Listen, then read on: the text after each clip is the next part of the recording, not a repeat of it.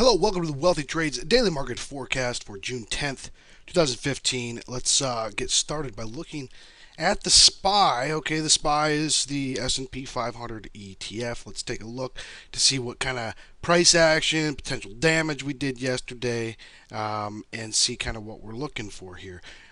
And I got to be honest, I think we're going to probably get some type of a bounce today. Not only because we have had a fairly aggressive sell-off for the last 5 days. Since June 3rd, we put a high in of 212.67, and yesterday we put a low of 206.69. That's a pretty size. I mean, it's not a huge move, but it's a decent sized move.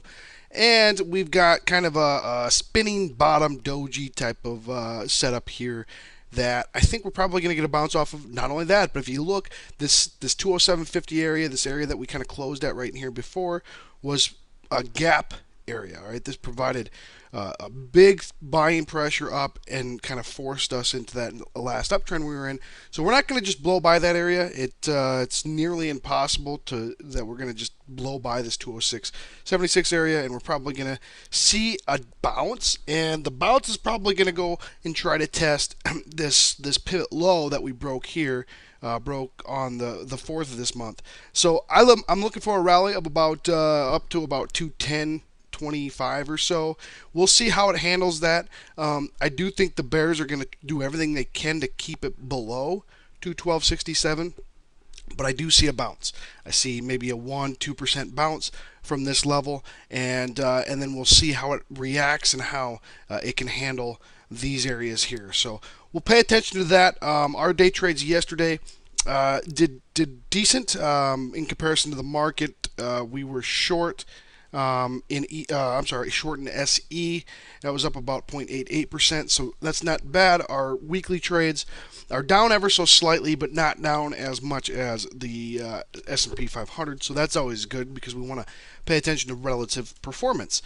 Let's talk about what we're going to do today. Today, we once again are in a downtrend and the quality is above 50%, so therefore we are going to short. And the technology sector is the sector that we want to short. And it's interesting because if you were watching the technology sector yesterday, it had a really big sell-off early in the morning and then kind of rebounded and rallied back to close pretty flat on the day. But it did have a pretty aggressive sell-off, more aggressive than any other sector out there.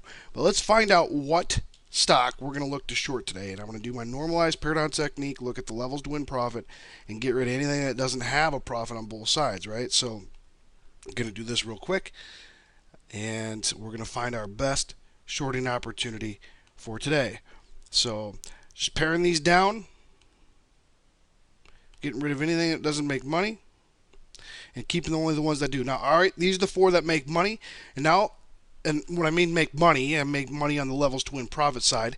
That means that GLW, all right, I think it's important to explain this every day. GLW closed at 2063. It's in a downtrend, so it has an expected low today of 2046, an expected high of 2082. It hits these levels. These are the probabilities or historical percentage that it hits these levels. These are the historical probabilities that close beyond these levels. So, for example, has a 25% historical probability of closing beyond 2046, closing lower than that. It only has a 13.5% probability, historical probability of closing higher than 2082. That's good. And we know that trading in the direction of the trend, so in a downtrend, if historically, if I would have shorted on a Wednesday at the expected high, or I'm sorry, at the expected low, which is the trend side, on a Wednesday, when GLW was in a downtrend, that was a good area to short because there's a levels to win profit. That means that if you would have shorted that over the course of the last year, you would have made money. It would have been a good trade. Same thing on the counter trend side. And GLW, historically in a downtrend on Wednesdays, when it rallies up and it hits the counter trend side, that is a good area. It made a little bit of money.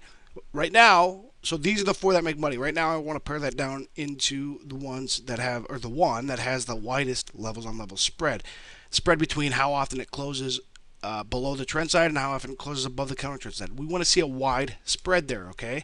So this spread is, 11.5, right? Well, that's not even close to this 21 or so. So eBay, Adobe is by far the best so far, 32.11.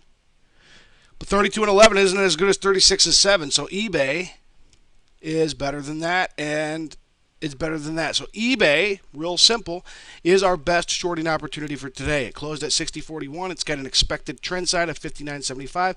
It hits that on a very high rate, hits that 65.4% of the time. Also has a 36.5% probability of closing below that. That's really good.